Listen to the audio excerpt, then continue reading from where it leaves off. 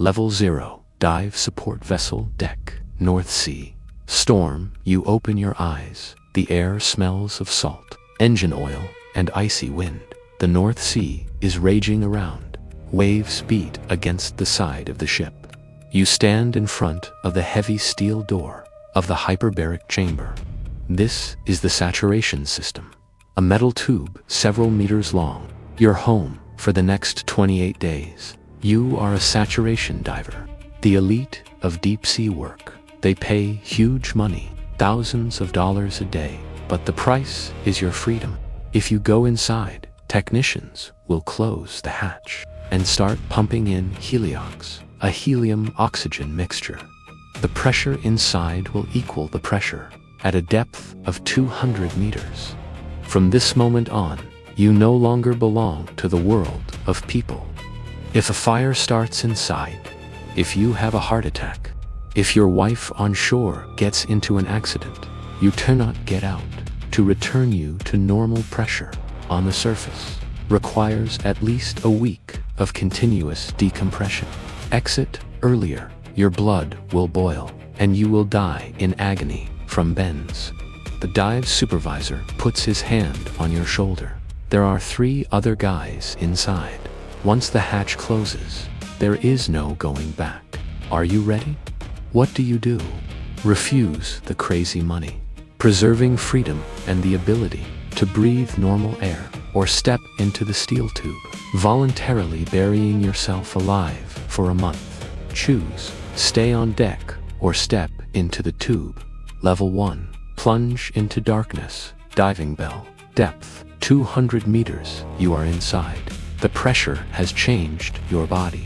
Your voice, because of the helium, became like the squeak of Donald Duck. It's funny, only for the first 5 minutes. Then you realize that you no longer sound like a human. Even your jokes sound unnatural. They lower you to the bottom. In a diving bell, the darkness outside the window is absolute, dense. The water is freezing, about 4 degrees Celsius. You put on a heavy helmet and step out in a hot water suit to keep you from freezing to death. You walk along the seabed, knee-deep in sticky silt. Above you is the weight of the ocean. The only thing connecting you to life is the umbilical, a thick hose supplying breathing gas, hot water, light, and communication. You work with a heavy wrench, tightening bolts on an underwater pipeline. Suddenly, you feel a sharp pull. Your umbilical is caught on a sharp piece of twisted metal from an old construction. You try to pull it, but it is stuck tight. Breathing gas continues to flow, but you cannot return to the bell. You have a bailout bottle on your back. It will last at most 10 minutes. Your partner is 20 meters away. Around the corner of the structure, he cannot see you. Communication with the surface is lost due to static. If you start to panic and thrash, your breathing will accelerate, and you will cut the hose on the sharp metal. You will suffocate and try to cut the snagged hose. You must run to the bell through the deep silt in pitch darkness. Within 10 minutes, what do? Freeze, suppressing panic, and try to untangle the hose blindly, risking freezing or tearing it, or cut the umbilical. Switch to backup and rush to the bell in a race against death. Choose, untangle in darkness or cut the umbilical. A tiny snail sits on a piece of rusty pipe in the beam of your headlight. Its shell is reinforced with steel rings. It pays no attention to the pressure. Out of the darkness slowly swims a man in an old-fashioned diving suit with a trench coat over it. This is Detective Jimmy, the syndrome of absolute dependence. Jimmy's voice sounds right in your helmet, and it is not distorted by helium. On the surface, you believe you control your life. Here you understand the truth. Your breathing, your warmth, your life, literally hang on a single hose, held by someone topside. Your ego is erased. You are just an appendage of the machine. Level 2, torture in closed living chamber on deck. Day 15, you survived on the bottom. You returned to the living chamber on the ship. The four of you live in a cylinder the size of a small kitchen. It smells of sweat, chemicals filtering carbon dioxide, and wet diving suits. No personal space. You eat, sleep, and use the toilet in full view of each other. Every sound, every breath of your neighbor drives you crazy. And because of the helium, you can't even talk normally. The built-in voice discrambler often distorts words. You sit on your narrow bunk. The deck officer calls you to the communicator. His voice sounds muffled. Listen, there was a call from shore. Your wife, she got into a bad accident. She is in intensive care. Doctors give no guarantees. I'm so sorry. You jump up. Your instinct is to rush to the door, break it open, jump into a helicopter, and fly to the hospital. But you look at the steel hatch. Behind it is normal pressure. Between you and your dying wife, between you are the laws of physics. If you open the hatch now, the gas inside your blood will instantly turn into bubbles. Explosive decompression. You will die in seconds. The process of bringing you to the surface will take 6 days. 6 days you must sit in this tube, knowing your wife might die at any moment, and you are absolutely powerless. You go to the intercom.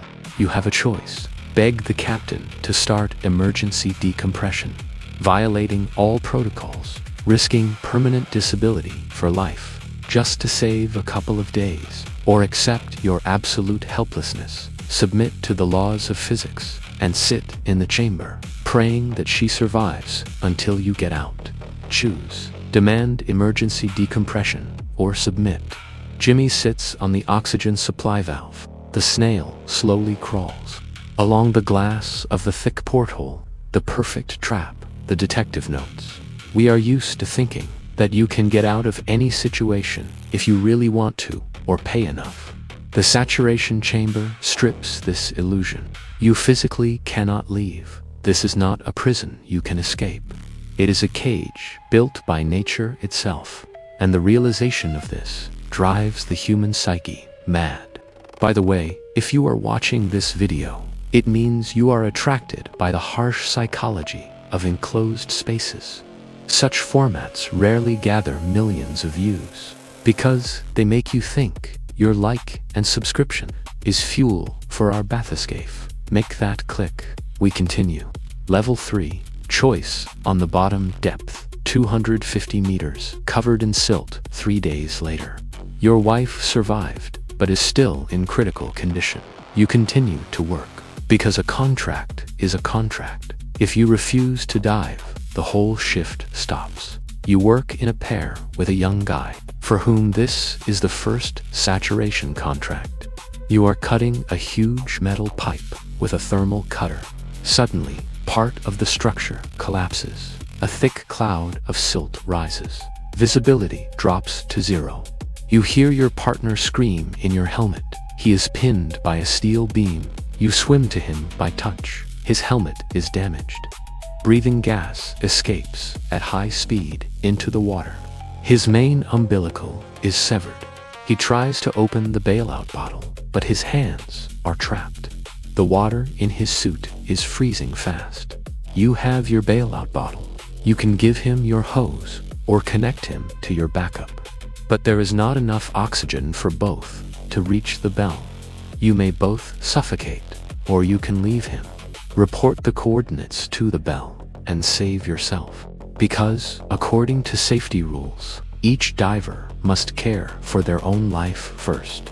A dead rescuer helps no one. What do? Give your oxygen, risking dying with him in pitch darkness, or follow the cold protocol. Abandon your partner and return to the bell alone. Choose. Risk both or save yourself. Jimmy stands knee-deep in the silt. His coat flutters in the underwater current. The snail sits on your tank valve, the ultimate math of survival. Jimmy's voice is calm. Here, under 25 atmospheres of pressure, altruism is an unaffordable luxury. On land, we condemn those who abandon comrades. On the bottom, the one who tries to be a hero usually kills both himself and his partner. But how will you live with this decision when you return to the surface? Land morality does not work here. Level 4. Return and alienation suburban house. Half a year later, decompression is over. You left the chamber. On your bank account is a huge sum. Your wife recovered. You paid for the best clinics. You have a beautiful house, 2 cars. You can afford anything. But you sit in your perfect living room, staring at the TV with empty eyes. Around you are your wife, relatives. They are celebrating, laughing, and you lack pressure. You got used to the smell of sweat in the tight chamber, to the constant noise of ventilation, to the voices of partners distorted by helium, to the simple and deadly world at the bottom of the ocean, where every action has meaning. In this bright house, you are bored and cramped. You feel like an alien among people who never knew what it is like to depend on a hose in the dark. Jimmy sits in the chair opposite. The snail crawls along the rim of the champagne glass. Decompression of the body takes a week. Decompression of the mind may never happen. The detective says quietly, "You earned your money, but you sold your ability to be normal for it." Extreme isolation becomes the comfort zone. Most saturation divers divorce. They return to the tube because there is no place for them on the surface. Let's go to the archive. We need to bring these phenomena to the surface. Archive. Secret room. At dusk, Jimmy sits at a steel desk. Blueprints of diving bells are scattered around along with medical decompression charts. The snail sits on a heavy brass diver helmet. Jimmy lights the desk lamp. Phenomenon 1. Isolation of incommensurability. Incommensurability of isolation when a diver enters the chamber. He faces isolation that cannot be broken, Jimmy says, pointing to the pressure graph. In prison or on the ISS, there is at least a theoretical possibility of rapid evacuation. In saturation, there is none. Physics creates an absolute barrier. Psychology calls this incommensurability. A person realizes that their will means absolutely nothing before the laws of physics. This breaks narcissism and breeds a sense of total helplessness. Psychological toolkit. If you face a situation you physically cannot change right now, do not beat against the closed door. Practice radical acceptance. Focus on what you can control in your small compartment. Sleep, food, breathing. Google radical acceptance, psychology, extreme isolation. Phenomenon 2. Depersonalization and loss of voice. Voice alienation. Jimmy turns on the voice recorder. A ridiculous, high-pitched helium voice plays. It sounds funny until you understand. The detective says seriously, "Our voice is the basis of our identity." When you speak in a cartoon voice for weeks, depersonalization occurs. The person feels detached from their body. Plus, you are no longer taken seriously. It is very hard to express anger or pain when you sound like a cartoon character. This deprives emotions of validity. Psychological toolkit.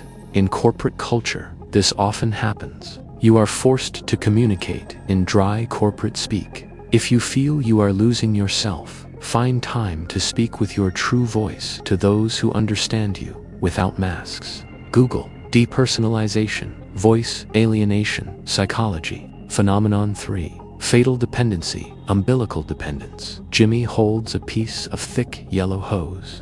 The umbilical. Jimmy spins it in his hands. The diver fully depends on the topside team. They control his gas, heat, life. This creates a very deep psychological bond, similar to regression to an infant state. The diver must learn to absolutely trust. Without this trust, panic underwater will kill him in the first shift. Psychological toolkit. We are used to valuing independence, but in the hardest situations, those who know how to depend on others survive. The ability to ask for help and delegate responsibility is a mature skill, not a sign of weakness. Google interdependence versus independence, extreme environments, phenomenon for sensory hunger and claustrophobia, sensory deprivation in confinement. The snail slowly crawls along the porthole glass, a month in an iron tube with 3 men, the smell of sweat and chemicals. This is extreme stress for the sensory system. The absence of natural light, greenery, or change of scenery leads to sensory hunger. The brain generates conflicts just to get some stimulation. Divers can hate each other just because of how a partner chooses. Psychological toolkit. If you work from home and don't go outside for days, you place yourself in a chamber. Sensory hunger leads to apathy and irritability. The brain needs new textures, smells, and colors. Go outside, touch tree bark, feed your senses. Google sensory deprivation, behavioral effects, confinement. Phenomenon 5, the return syndrome and alienation, re-entry alienation. Jimmy puts a stack of bills on the table. Saturation divers earn a fortune, but returning to normal life is harder than diving. The detective says, the experience of surviving on the bottom cannot be shared with civilians. A wall of misunderstanding arises. You earn money for the family, but the family seems foreign because they live on the surface. This is the classic veteran alienation syndrome. Psychological toolkit. Do not expect them to fully understand. Look for your pack. Support groups of people who went through the same. Do not try to make the surface understand the depth. Google re-entry syndrome, veterans, psychological alienation. Jimmy stands up from the table. He puts on his hat and adjusts the collar. Deep-sea divers plunge into darkness so we can drive cars and heat houses. But the strongest pressure they experience is not underwater. It is in their own thoughts. Jimmy looks at the camera. Subscribe to Detective Jimmy and Snail, and don't forget to breathe. See you in the shadows. The desk lamp goes out. Author's commentary. Hi. The profession of a saturation diver is considered one of the most dangerous and high-paying in the world, but I am interested in what happens to the brain of a person locked in a steel tube for a month. The physical impossibility of leaving, even if a tragedy happens on the surface, is a unique psychological precedent. Your will means nothing. You are fully subject to the laws of physics and the loss of your own voice. Imagine not hearing your real voice or expressing complex emotions in our daily lives. We also lock ourselves in mental chambers for a high salary or stability. We tolerate isolation, toxic environments, telling ourselves it is just a contract, but decompression of the mind can last 4 years.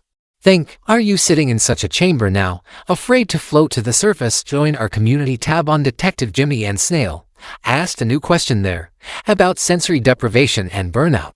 I read all your stories. Take care of your psychological health and see you in the shadows.